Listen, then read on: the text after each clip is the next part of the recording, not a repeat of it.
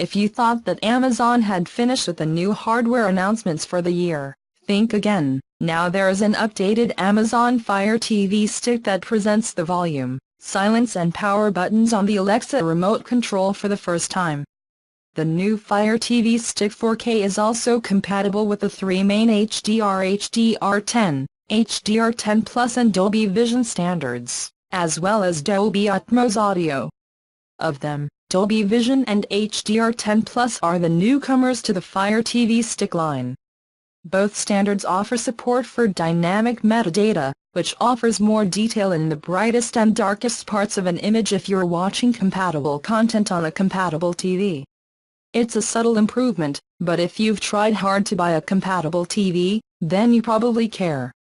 Amazon has been one of the most important of the new HDR10 Plus standard, having previously announced that all its original content would have support for the standard. Meanwhile, Dolby Vision content is available on Netflix, Vudu, Rakuten and Amazon Prime. The new Fire Stick will cost $49.99 and will begin shipping on October 31st in North America before arriving in the United Kingdom on November 14th.